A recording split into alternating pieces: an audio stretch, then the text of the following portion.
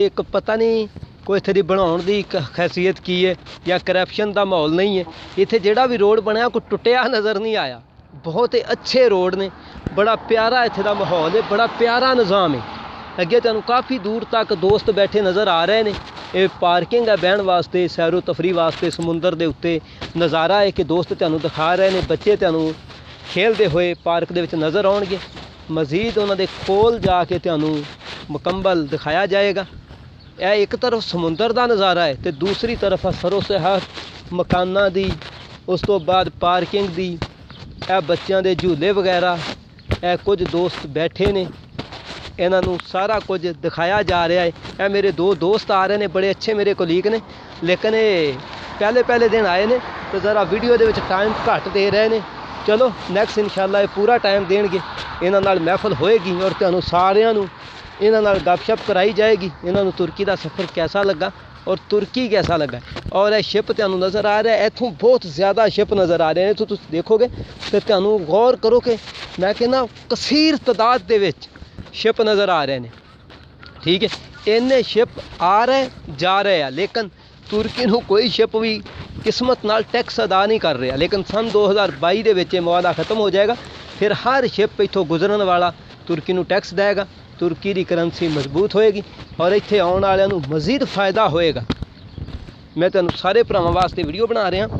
हकीम अज़हर देसी टोटके YouTube channel subscribe करें, बैल आइकन प्रेस कर दें ताकि मैं नवी जिहड़ी भी वीडियो अपलोड करा उसका नोटिफिकेशन सबसे पहले तुहाडे तक पहुँचे और कोई भी वीडियो आपसे मिस ना हो।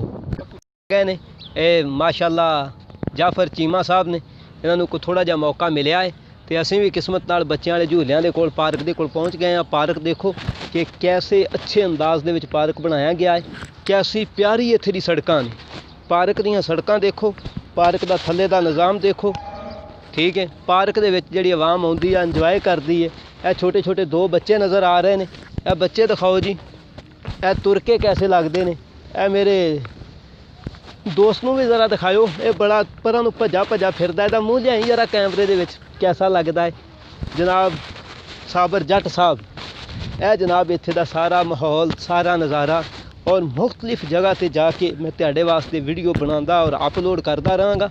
हकीम अज़हर देसी टोटके यूट्यूब चैनल सब्सक्राइब करें, बेल आइकन प्रेस कर दें ताकि कोई भी वीडियो जिहड़ी मैं अपलोड कर रहा हूँ उसका नोटिफिकेशन सबसे पहले आप तक पहुँच जाए, आपसे कोई भी वीडियो मिस ना हो सके। यह जी पार्क तो असी अगे निकले हैं, अगे दो दोस्त तीन बैठे ने नज़र आ रहे हैं। पंप आ, लॉकडाउन, कोई होर खास तुहानूं नज़र नहीं आ रहा, लेकिन फिर लॉकडाउन दे विच मुश्किल वक्त दे विच औखे टाइम दे विच मैं तुहाडे दोस्तां वास्ते वीडियो बना के अपलोड कर रहा कि इहनूं देखो और विजिट करो। तुर्की का कैसा माहौल है, कैसा तुर्की का नज़ारा है, कैसा तुर्की मुल्क है। यह देखो जी, विच इन्होंने एडी एडी प्यारियां सड़कां बनाईयां ने पार्क दे विच कि इंसान सोच के दंग रह जाता। और इन्हों बनाईयां पानी लाउण वाला नज़ारा इन्हों दे फवारे आ जी, पाकिस्तानी वाले पैप नहीं है, ये फवारे आ, ऊपर नूं बरसात करते हैं और इन्हां चों इदां फवार आती है जिवें कुदरती बरसात हुंदी, थल्लों पानी ऊपर जाता, उपरों वापस घास के शबनम की तरह गिरदा है। ठीक है, वह अपना ही माहौल, अपना ही मज़ा, अपना ही नज़ारा है। मुख्तलिफ जगह के उत्ते जाके तुहाडे वास्ते वीडियो अपलोड करता रहांगा और वीडियो दा जो वीडियो मैं बना रहा उन्होंने लाइक, कमेंट और शेयर ज़रूर करना। अल्लाह हाफिज़।